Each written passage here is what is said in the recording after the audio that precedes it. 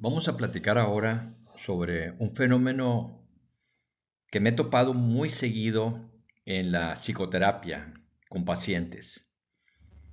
Llega el paciente y me comienza a platicar una problemática que está viviendo y de pronto aflora el sentimiento o la idea de que existe en su mente una especie de choque o de conflicto entre dos ideas diferentes. Una de estas ideas o de estas sensaciones lo impulsa a ser mejor, a sentirse bien, a seguir adelante en algún proyecto en el que esté inmerso. La otra idea, por lo contrario, o la otra sensación, es de desánimo, de desaliento, de debilidad, de miedo ante la situación. Cada paciente describe este fenómeno con palabras diferentes. Están viviendo experiencias totalmente distintas, diferentes edades, diferente sexo, diferente situación. Pero lo que coincide en todos estos pacientes es ese descubrimiento que están teniendo de que hay en su mente ese conflicto de ideas, que le llamo yo una especie de dualidad en la mente. Y lo podemos observar este fenómeno en textos antiguos, tanto de tipo religioso, espiritual, iniciático o psicológico.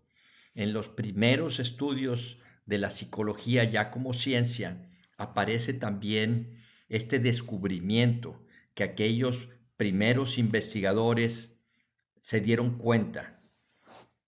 Yo lo que les digo a mis pacientes cuando vienen con esta información, en primer lugar, los felicito porque para mí ya están avanzando en este proceso de autodescubrimiento. Así es que tú que me estás viendo en este video, si ya te diste cuenta que en tu mente existe esta dualidad o esta especie de lucha de contrarios, felicidades.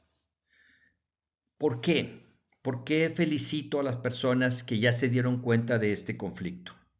Porque si observamos, si analizamos, o si recordamos nuestras propias experiencias, nos vamos a dar cuenta que siempre ha existido esta dualidad, este choque de opuestos en nuestro pensamiento o en nuestras emociones, pero no nos dábamos cuenta. ¿Por qué? Porque estamos en un nivel donde todavía estamos identificados con esas formas mentales, con esas emociones o con esos sentimientos, así como también estábamos identificados con nuestro cuerpo físico. El hecho de que una persona ya se dé cuenta de lo que está pasando en su mente es un gran avance en su proceso de despertar de su conciencia, porque recordemos lo que he mencionado en otros videos. Tú que me ves, no eres el cuerpo, no eres la mente.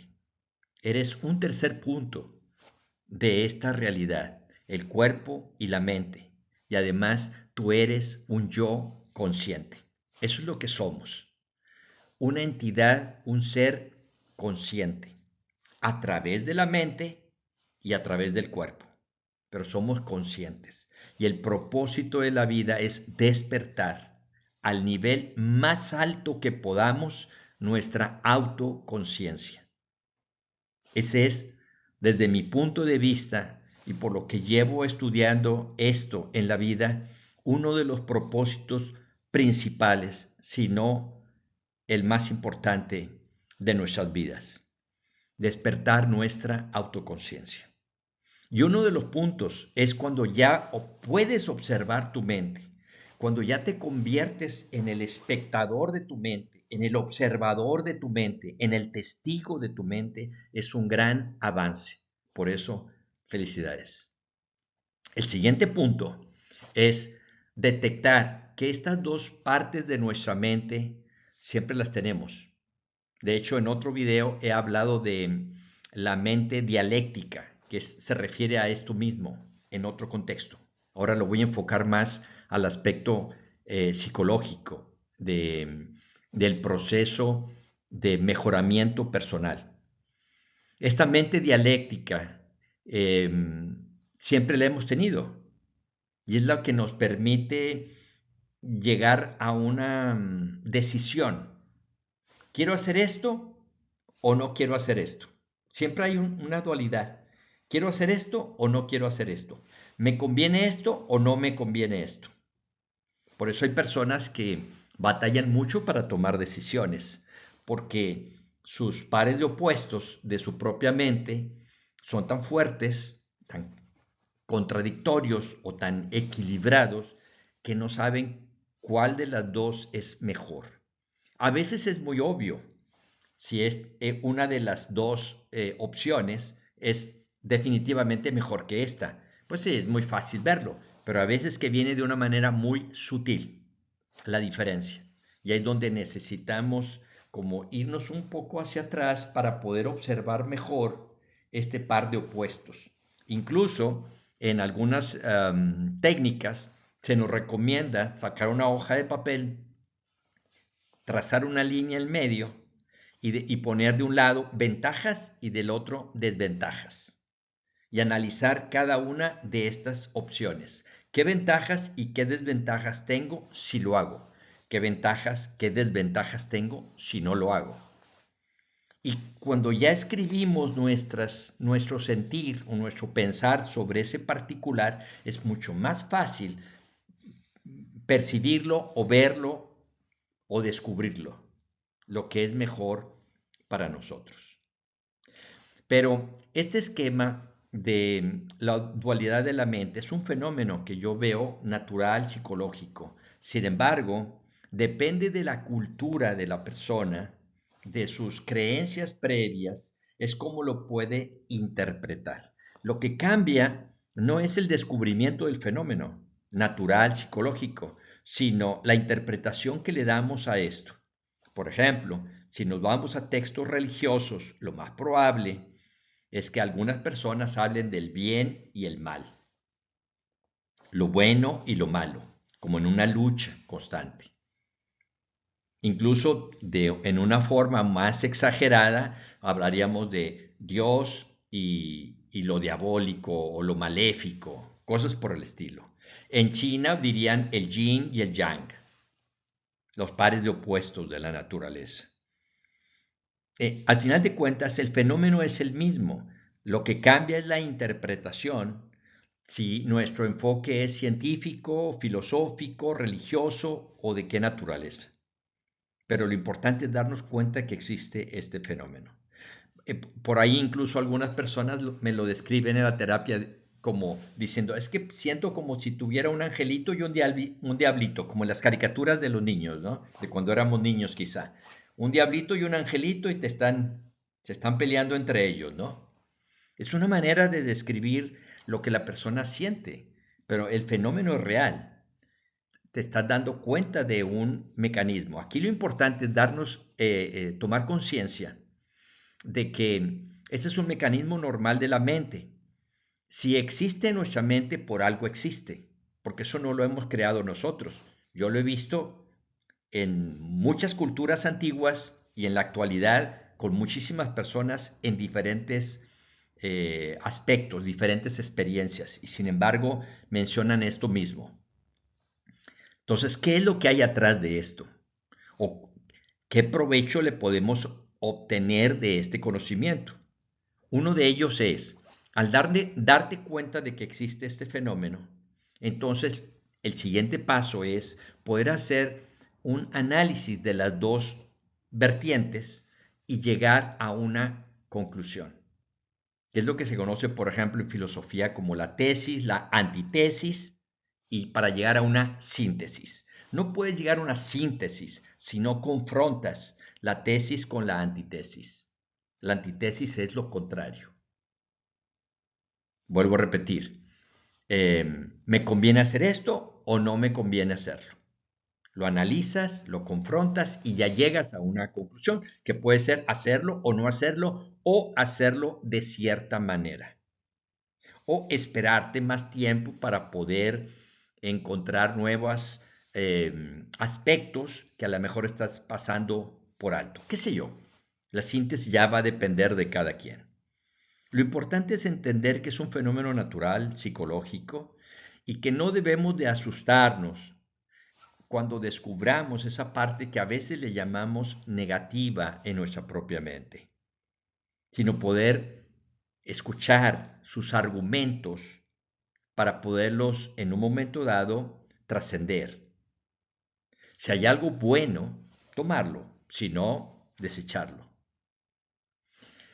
También comentando con mis pacientes, descubrimos que cuando se enfoca esta dualidad en un aspecto, digamos, de contrarios, el aspecto, digamos, de lo que podríamos llamar la parte negativa o contraria a lo que tú quieres hacer, cuando ya vas tomando más conciencia de esto, ya no se presenta el pensamiento contrario tan claro, sino se presenta sutil. Y ahí es donde está un poco más difícil. Hay personas, por ejemplo, que me lo han narrado como lo que se conoce como las tentaciones. Es que siento la tentación de hacer tal cosa, cuando yo ya sé que no es bueno para mí, pero es un impulso tan fuerte, ¿verdad? Ya se descubrió esto de hace mucho tiempo, cuando en el inicio del psicoanálisis, por ejemplo, Sigmund Freud descubrió cómo en la mente inconsciente había dos grandes impulsos. A uno de ellos le llamó eros y a otro le llamó thanatos, palabras en griego. Eros es el amor, la vida, la positividad, el optimismo. Thanatos es la muerte, la destrucción, la debilidad, todo lo contrario. Entonces él decía que estos dos impulsos brotaban de nosotros y que dependía de cómo lo manejaba el individuo, es hacia dónde se podía inclinar. Carl Jung, otro gran investigador en psicología y en medicina, hablaba de la sombra y que había que integrar a la sombra dentro del yo, dentro del ego, y que muchas veces la sombra era lo que no queríamos ver de nosotros mismos. Son todos esos impulsos, a veces irracionales, más bien emocionales también, que nos llevan a cometer acciones que consideramos incorrectas o incluso inmorales. ¿Qué tenemos que hacer entonces? Primero, detectarlas. Detectar el impulso que está viniendo a nosotros. No asustarnos y ver cómo lo podemos redimir.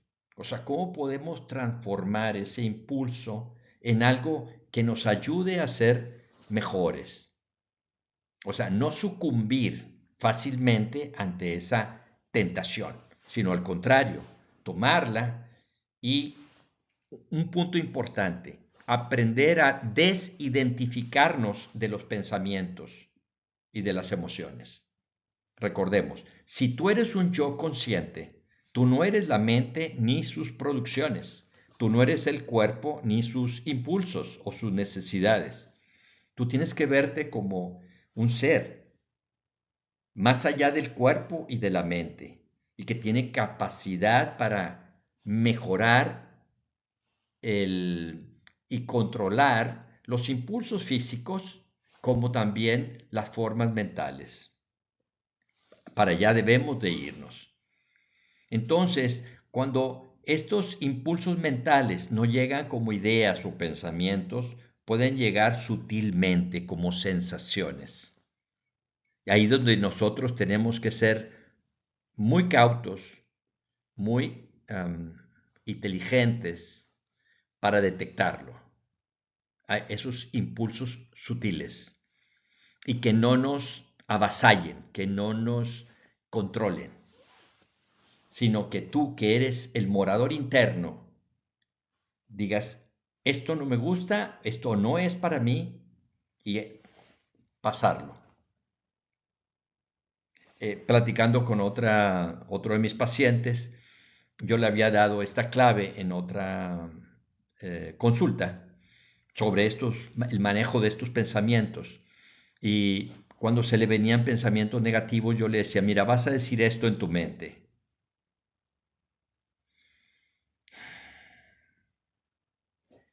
Este pensamiento no es mío. Vas a repetirlo en tu mente. Este pensamiento no es mío. Es un pensamiento que existe. No tiene poder sobre mí. Es un pensamiento. Es un sentimiento. No tiene poder sobre mí. Cuando ese pensamiento o ese sentimiento lo hacían sentir como que iba a suceder eso que estaba ella captando o él captando, tenía que decir, esto no ha sucedido, esto no está sucediendo y esto no va a suceder, con firmeza y seguridad. Esa idea, esa sensación desagradable de enfermedad, de fracaso, de engaños, de cualquier cosa a la que le tengas miedo, que creas tú o que sientas con esas formas de pensamiento que pueden pasar en tu vida, cuando las descubras vas a decir, si quieres, esto no ha sucedido, no está sucediendo y no va a suceder. Punto. Si es un producto de tu mente te reconoce a ti como su dueño, la persona que toma las decisiones para decir qué tipo de pensamientos quieres tener y qué tipo de pensamientos no quieres tener.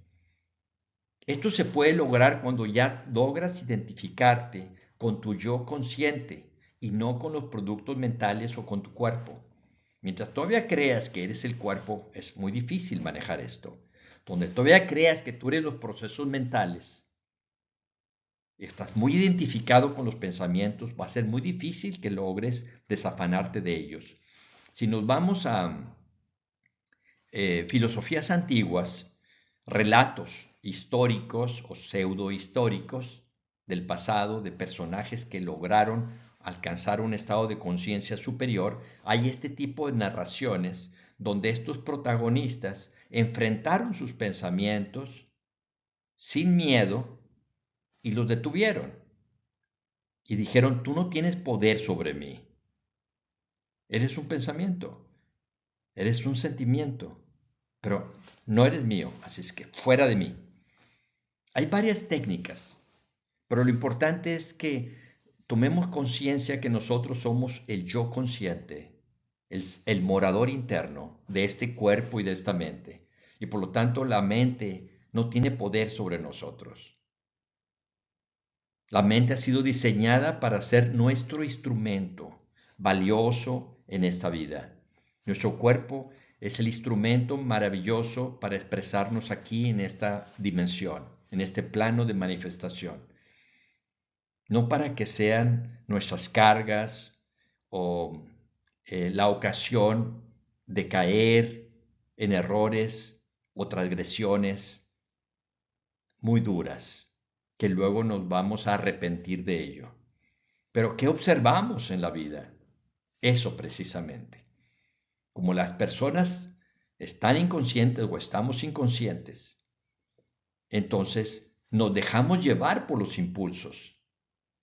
Lo ves, por ejemplo, en los casos ya más graves de personas que no tienen ningún control de sus pensamientos y de sus sentimientos o de los impulsos de su cuerpo, que los entrevistan y les dicen, ¿por qué lo hiciste? Por ejemplo, asesinar a alguien, robar a alguien, abusar de otra persona o incluso de animales. ¿Por qué lo hiciste? Pues porque tenía que hacerlo. ¿Pero por qué tenías que hacerlo? Porque así lo sentía, que tenía que hacerlo. Y algunos llegan a decir, es que había una voz en mi mente que me dijo, hazlo. Ese acto negativo, ese acto destructivo. Ese es solamente casos muy evidentes del fracaso del yo consciente para poder manejar su mente y su cuerpo. Yo espero que tú que estás revisando este video ya estés en este otro nivel, donde estés despertando a tu autoconciencia y te des cuenta que tú eres un ser maravilloso y que tienes esta mente para que la utilices de una manera mucho más hermosa, mucho más productiva para ti mismo y para los que te rodean. Que tienes tu cuerpo, que es el templo donde tú te estás manifestando, tú como un yo consciente, y que tienes que cuidarlo y que tienes que utilizarlo correctamente en todos los aspectos, de acuerdo a tu conciencia. Entonces, este es el mensaje que quería compartir en este momento, porque durante esta semana me encontré este mismo caso a través de diferentes pacientes, donde con sus propias palabras, de hecho había uno de mis pacientes que decía, no sé cómo describirte esto, no sé si me vayas a entender, me decía. Y claro que lo pude entender. Dije, es que yo vivo lo mismo, le dije. Lo que tú me estás tratando de describir es lo que yo tengo años estudiando. Y me lo he encontrado en todas partes. En mucha literatura hay este fenómeno. Lo que pasa es que muchos no te describen esta diferencia que yo quiero volver a recalcar, porque es la clave para poder trascender esto. Tú no eres ni el cuerpo, ni la mente, ni sus procesos. Tú eres un yo consciente. Por favor, capta esto, porque esta es la clave para poder dar el siguiente paso. Ahora, ya para cerrar, para que estemos más preparados, si ya durante el día más o menos manejas bien tu mente y tu cuerpo, prepárate, porque en las noches, de manera natural, cuando la mente consciente se empieza a quietar para poderte dormir, puede ser que broten sensaciones que se pueden traducir a pensamientos o sensaciones de miedos y de otra índole que te tratan de como de robar tu armonía, tu paz, tu tranquilidad. No te asustes, eso es totalmente normal y natural. ¿Qué debes de hacer cuando sientas eso?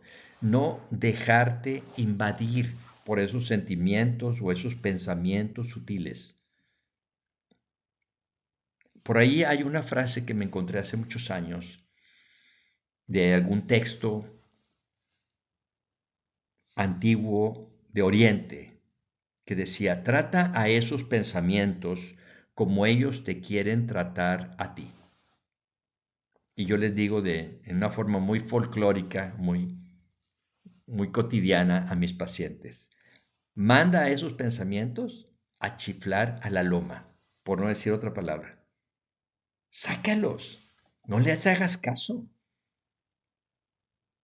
También se dice que además de nuestros pensamientos y sentimientos generados consciente e inconscientemente en nuestra propia mente, en nuestro cuerpo, existen los pensamientos en el ambiente, ya sea de otras personas, ahora de las redes sociales, de las noticias, de la televisión, de todas partes.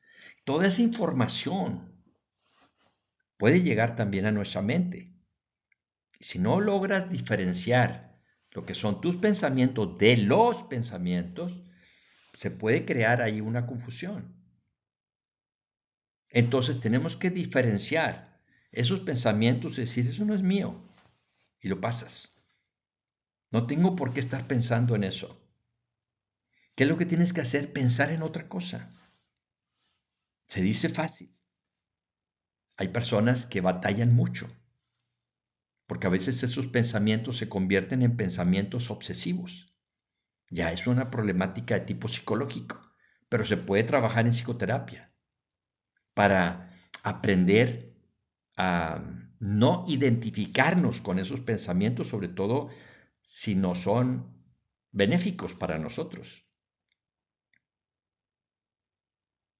Ya que logras desidentificarte de esos pensamientos, es mucho más fácil que los puedas agarrar y tirar a la basura, como se dice, o sea, hacerlos a un lado, no lo quiero. Yo a veces digo también, esto no lo quiero ni para mí ni para nadie. Este pensamiento que me está llegando, este miedo, esta sensación desagradable, qué sé yo, lo agarro así mentalmente y digo, esto no lo quiero ni para mí ni para nadie. Y luego trato de pensar lo contrario, o sea, un pensamiento positivo.